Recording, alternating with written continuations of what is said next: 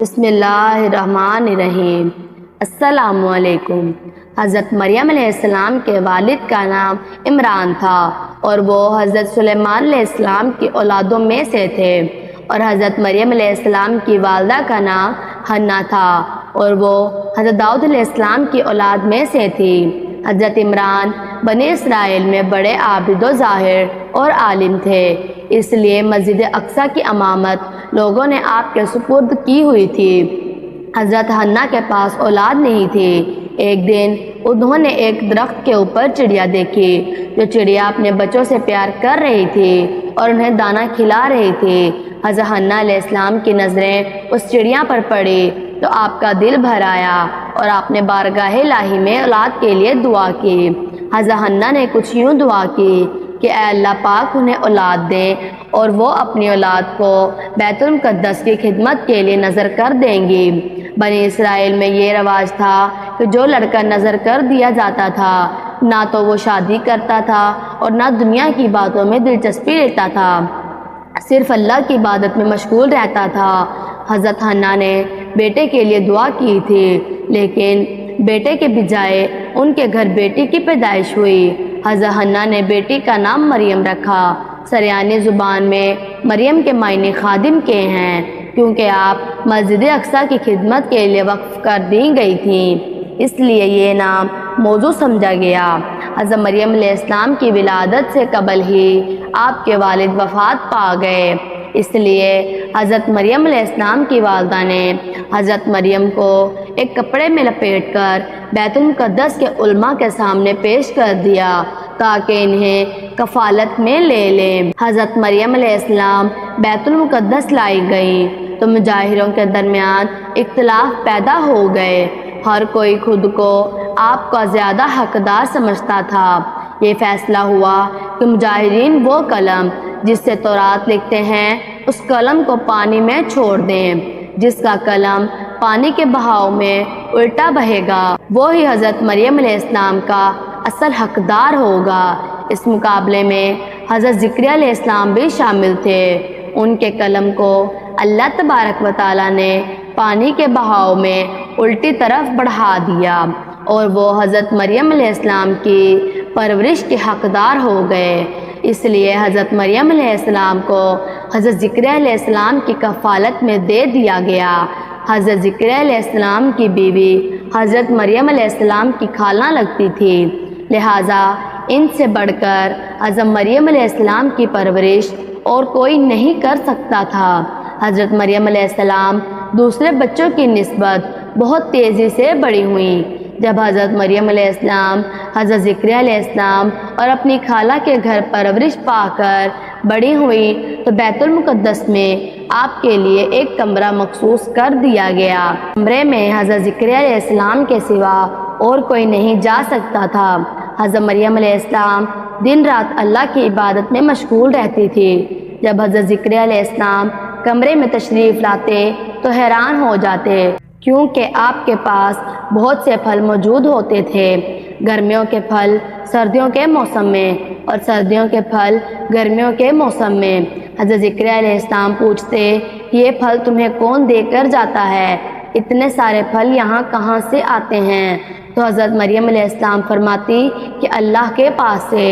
اللہ تبارک و تعالیٰ نے حضرت مریم علیہ السلام کو پسندیدہ اور مومن بندیوں میں شمار کیا تھا، جیسا کہ سورۃ آل عمران میں ارشاد ہوا ہے، اور جب فرشتوں نے کہا اے مریم بے شک اللہ نے چن لیا ہے تمہیں اور خوب پاک کر دیا ہے اور پسند کیا ہے تمہیں سارے جہان کی عورتوں سے، اے مریم خلوص سے عبادت کرتی رہو اپنے رب کی، سجدہ اور رکوع کرنے والوں کے ساتھ۔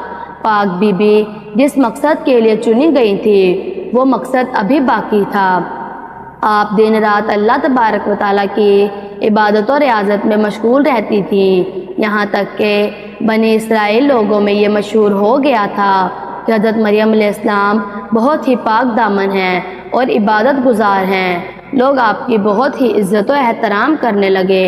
پھر وہ وقت آیا جب حضرت جبرائیل علیہ السلام حضرت مریم علیہ السلام کے پاس تشریف لائے۔ حضرت مریم علیہ السلام ایک غیر مرد کو اپنے حجرے میں دیکھ کر پریشان ہو گئیں۔ حضرت جبرائیل علیہ السلام انسانی شکل میں آپ کے پاس تشریف لائے۔ حضرت مریم علیہ السلام حضرت جبرائیل علیہ السلام کو دیکھ کر بولی، اگر تو کوئی خدا ترس انسان ہے تو میں تجھ سے خدا رحمان کی پناہ مانگتی ہوں۔ حضرت جبرائیل علیہ السلام آپ کو تسلی دیتے ہوئے اور پیغام الہی سے آگاہ کرتے ہوئے فرماتے ہیں، میں تو تیرے رب کا فرض دادا ہوں، اس لیے بھیجا گیا ہوں کہ تجھے ایک پاکیزہ لڑکا دوں۔ کنواری مریم حیران ہو کر کہتی ہیں کہ میرے یہاں لڑکا کیسے ہوگا؟ مجھے آج تک کسی مرد نے چھوا تک نہیں، اور نہ ہی کوئی میں بدکار عورت، اور نہ ہی میری شادی ہوئی ہے۔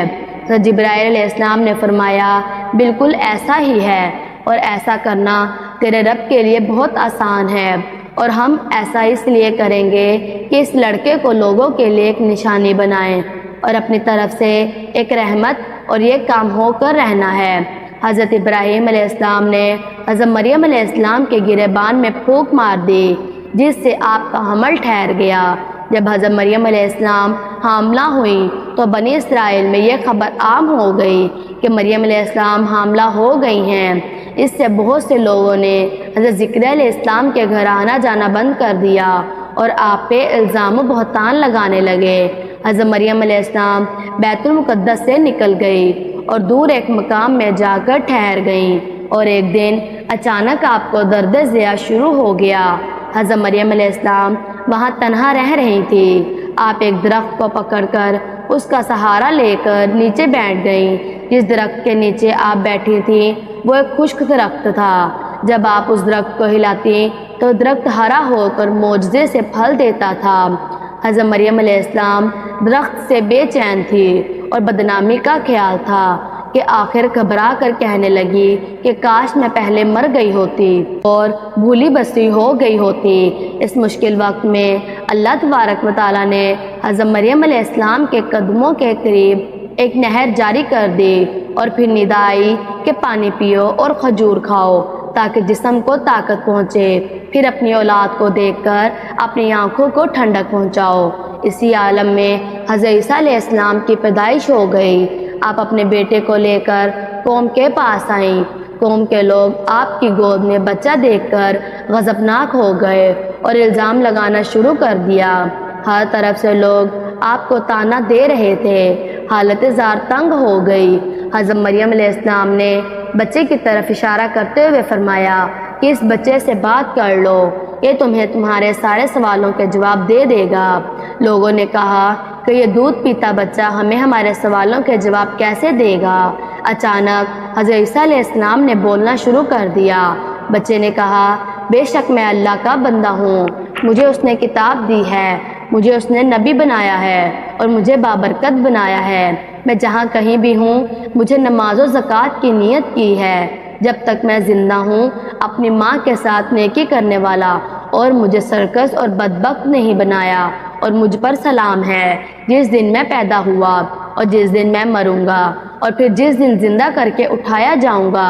اس کے بعد حضرت مریم علیہ السلام بچے کو لے کر مصر چلی گئیں۔